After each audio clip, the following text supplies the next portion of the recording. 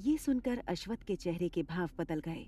उसने कहा, पछतावा होता है, बुरा लगता है, उन पर दया आती है कि उन्होंने अपने हाथों से सब कुछ बर्बाद कर दिया। जिंदगी भर अपने परिवार की नफरत सही, पर मरने के बाद भी माफी नहीं मिली। ओजन ने कहा, वही समझ लो, सबकी अपनी सोच होती है। मुझे उनका जिक्र भी पसंद नहीं है। मेरी बहन उनसे प्यार करती है क्योंकि उन्होंने उसे पाला है। वो 22 साल तक उनके साथ रही, पर मैं टिया नहीं हूं, ना अश्वथ आर्यन। मैं ओजन सिद्धांत हूं। मैं अपने उसूलों पर जीता हूं। मुझे कोई पसंद नहीं है तो नहीं है, चाहे वो मेरे पिता ही क्यों ना हो। मेरी बहन का पालन पोषण किया, इसका मतलब ये नहीं है कि उनके पाप धुल गए या फिर माफ कर दिए जाएंगे। अपनी बेटी को बचाने के लिए मेरी मां की भावनाओं के साथ खिलवाड़ किया, फिर सच सामने आने के बाद अपनी बेटी और पहली पत्नी को छोड़कर मेरी मां को घर तोड़ने वाली साबित करना चाहा। यही तो आपके डैड चाहते थे ना? उसने आखिरी लाइन तंज कसते हुए कही। अश्वथ ने उसे देखा और कहा, मैं जानता हूं तुम मुझसे और मेरी फैमिली से भी कहीं ना कहीं नाराज हो। वो तंज से हंस पड़ा और बोला, मेरी बहन आपसे बहुत प्यार करती है, आपके बच्चों की मां है। आपको एक सच बताता हूं। अश्वथ ने कहा, मैं जानता हूं, तुम सिर्फ अपनी मां और बहन के लिए नहीं आए थे। ओजन ने कहा, आप बहुत समझदार हो। ऐसे ही लोग नहीं कहते कि अश्वथ आर्यन आंखें पढ़ लेते हैं। जब मैं आपके घर पहली बार आया था और एडमिट किया था कि मैं कौन हूं, तब मेरा इरादा आपसे और आपके परिवार से बदला लेना था। ये सुनकर भी अश्वथ को जरा भी हैरानी नहीं हुई, जैसे ये वो जानता था। ओजन ने कहा, बिल्कुल अपूर्व की तरह मैं भी अपनी मां का बदला चाहता था। मेरी मां उज्जवल आनंद की जिंदगी आपके मॉम डैड की वजह से बर्बाद हो गई। अकेले तारुश आर्यन जिम्मेदार नहीं थे, आपकी मां ओमजा आर्यन भी इसकी जिम्मेदार थी। ये सुनकर अश्वथ ने अपनी आंखें बंद कर लीं। उसकी मुट्ठियां भिज गई थीं। एक और सच जो उसने टिया से छुपा कर रखा था, सिर्फ उससे ही नहीं, सबसे छुपा कर रखा था, उसकी मां का सच। ओजन ने कहा, मेरी मां ने किसी का कुछ नहीं बिगाड़ा था, फिर भी उनके साथ इतना बुरा हुआ। आपकी मॉम ओमजा ने उनसे आपके डैड के लिए दोस्ती की और काम हो जाने पर अपना असली रंग दिखा दिया। उन्होंने मेरी मां पर हाथ उठाया, उज्जवल आनंद पर, जिन्हें उनके पिता और भाई ने कभी डांटा भी नहीं था। मेरी मां ने तो बस तारुश आर्यन के अफेयर के बारे में बताया था क्योंकि ये गलत था, पर आपकी मां ने क्या किया? वो तो जानती थी ना कि आपके डैड का क्या प्लान था, उन्हें बर्बाद करने का। आपकी मां के जैसी स्वार्थी और अपने मतलब का सोचने वाली औरत से एक्सपेक्ट भी क्या किया जा सकता था? मेरी मां की बर्बादी में उनका भी उतना ही हाथ था जितना मिस्टर तारुश आर्यन का। शायद इसलिए ही भगवान ने उन्हें इतनी तकलीफ दी। ओजन की बातों से लग रहा था कि उसके मन में अश्वथ के माता पिता को लेकर बहुत नफरत भरी हुई थी। वो चुपचाप उसकी बातें सुन रहा था। ओजन ने उसे देखा, जिसने अपनी आंखें बंद कर रखी थीं। वो बोला, मेरी बहन ने आपको और आपके परिवार को बचा लिया। मेरी बहन बहुत भोली है, जिसने इतनी आसानी से माफ कर दिया, पर मैं नहीं। आपकी कोई गलती नहीं है, ना आपकी फैमिली की है। गलती तारुश आर्यन की है। पहले सोचा था कि मैं अपनी मां का बदला जरूर लूंगा, फिर पता चला कि आपके परिवार ने कम तकलीफें नहीं सही हैं, तो इरादा बदल लिया। आप लोगों ने अपने डैड के किए की कीमत चुकाई है और शायद आगे भी उनके किए की भरपाई करनी पड़ सकती है, पर मेरी बहन को कभी तकलीफ नहीं होनी चाहिए। She deserve best. आपके परिवार ने हमसे हमारी मां को छीना है। आज से 6 महीने पहले जो आप दोनों का एक्सीडेंट हुआ, अगर उसमें मेरी बहन की जान चली जाती तो मैं आपसे और आपकी फैमिली से अपनी मां और बहन दोनों को छीनने का बदला लेता। अश्वथ ने अपनी मुट्ठी खोल ली और आंखें खोल कर देखा। वो शांत था। उसकी आंखें समंदर की तरह शांत थीं। वो उसे देखकर हैरान हुआ, पर अपने चेहरे से नहीं दिखाया।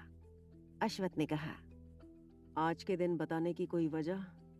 ओजन ने कहा, वजह यही कि मेरी बहन का दिल डरता है कि कहीं आपके परिवार की करनी की भरपाई उसके बच्चों को भी करनी ना पड़े, कहीं उनके हिस्से में भी तकलीफें ना आए। आपने तो बड़ी लंबी लिस्ट बना रखी है दुश्मनों की। एक दो दुश्मनों के साथ संधि कर ली, इसका मतलब ये तो नहीं है कि बाकी सबके साथ भी सब ठीक कर लिया। हर बार किस्मत मेहरबान नहीं होती है जीजा जी। मेरी बहन की खुशी आप में है और आप मेरी माँ की चॉइस थे, इसलिए आपको एक्सेप्ट किया है। जिस दिन फिर से कुछ हुआ तो मैं टिया को ले जाऊंगा। अश्वथ ने कहा, वो मुझे छोड़कर नहीं जाएगी, ना मैं जाने दूंगा। मैंने उसे कभी नहीं कहा कि मैं उससे कितना प्यार करता हूं। तुम क्या, वो खुद नहीं सोच सकती कि मैं उसे कितना चाहता हूं। ओजन उसके शांत चेहरे को देख रहा था। उसने कहने के लिए होठ हिलाए पर कुछ नहीं कह पाया। अश्वथ ने कहा, मुझे जानकर खुशी हो रही है कि तुमने अपने दिल का जहर दिल में दबाकर रखने की जगह उगल दिया और टिया की परवाह करते हो। तुम्हें उसकी परवाह है। ओजन ने कहा, कैसे नहीं होगी, वो मेरी बहन है। हम इस दुनिया में साथ आए हैं, हमारे बीच खून का रिश्ता है। मैं अपनी बहन से बहुत प्यार करता हूँ। वो मेरी माँ उज्जवल आनंद की परछाई है। आप मेरी बात याद रखिएगा। इतना कहकर वो आगे बढ़ा ही था कि उसकी नजर अश्वथ के पीछे कुछ दूरी पर खड़े मिराज और अभ्रम पर पड़ी। वो दोनों हक्के बक्के खड़े थे। उनके चेहरे के एक्सप्रेशंस देखकर लग रहा था कि सब कुछ सुन लिया था। उसे रुका देखकर किसी अनहोनी का सोचकर अश्वथ ने पलट कर देखा। मिराज और अभ्रम को देखकर उसे राहत महसूस हुई। ओजन आगे बढ़ते हुए बोला, मुझे आपसे कोई प्रॉब्लम नहीं है, उसके लिए आपको अच्छा इंसान मिलता भी नहीं, पर अगर आपकी वजह से तकलीफ होगी तो मैं चुप नहीं रहूंगा। मैं ओजन सिद्धांत टिया का भाई हूं। वो वहां से चला गया। उसके जाते ही वो दोनों उसके पास आए। मिराज ने कहा, मुझे तो लगता था कि ओजन बहुत अच्छा इंसान है, पर ये ऐसा इंटेंशन रखता है। I can't believe it. Abhram ने कहा, तुम्हारा साला तो बहुत डेंजरस है। तुमसे सब डरते हैं और इसने फेस टू फेस आंखों में आंखें डालकर धमकी भी दे दी। अगर आपकी वजह से तकलीफ होगी तो मैं चुप नहीं रहूंगा। उसने उसकी नकल उतारते हुए कहा। वो आगे बोला, तुम शांत हो इसलिए कि वो टिया का भाई है? मिराज ने कहा। अश्वथ ने कहा, उसने कुछ गलत नहीं कहा, सब सही कहा। उसकी नफरत जायज है। उज्जवल आंटी को हमने ही उससे छीना है। अभ्रम ने कहा, अश्वथ ऐसा कुछ नहीं है, तुम्हारी कोई गलती नहीं है, तुमने कुछ नहीं किया है। जो भी किया है मिस्टर आर्यन ने किया है। अश्वथ ने कहा, मैं ये नहीं कह रहा हूं कि मैंने किया है, पर जिन्होंने किया है वो मेरे मॉम डैड हैं। उसने सही कहा, मेरी मां स्वार्थी थी।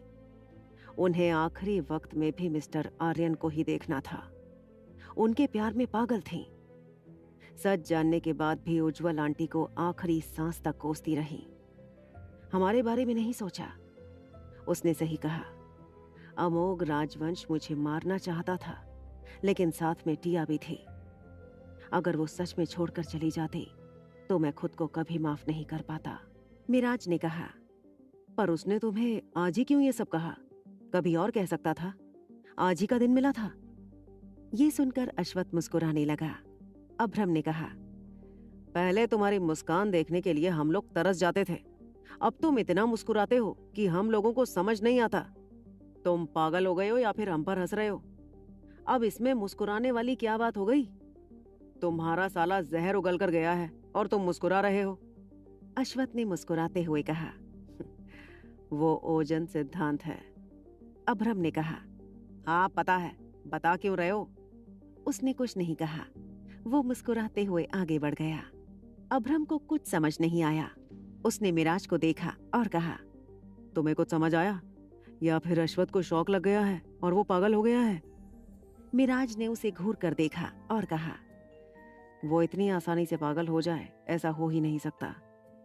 ओजन सिद्धांत टिया का भाई है, लेकिन अभी उसकी माँ काव्या सिद्धांत है और वो कैसी औरत है सबको पता है। उसने ओजन को पाला है, समझ आया? अभ्रम को अभी भी समझ नहीं आया। उसने कहा, इससे अश्वथ के हंसने का क्या कनेक्शन है? मिराज ने कहा। मुझे लगता है टिया ने बातों ही बातों में ओजन को कुछ कहा होगा और इससे ओजन के अंदर का जहर बाहर आ गया। कम से कम उसने अपना सारा जहर उगल तो दिया। उसने अश्वथ से नहीं छुपाया और सब कुछ बता दिया। इसका मतलब तो यही है कि वो भी चाहता है कि टिया अश्वथ के साथ ही रहे, लेकिन उसे कोई तकलीफ ना हो। अभ्रम ने कहा, तो इतने सालों से अश्वथ और टिया खुशी खुशी तो रह रहे हैं। जब पति पत्नी खुश हैं, तो वो कौन होता है बीच में आने वाला? मिराज ने कहा, तुम नहीं समझ रहे हो, चलो तुम्हें अच्छे से समझाता हूं। वो उसे खींचते हुए वहां से ले गया। उधर गोवा में रिजॉर्ट को पूरा लाइट से सजाया गया था। अंदर स्विमिंग पूल के पास अमाया खड़ी थी।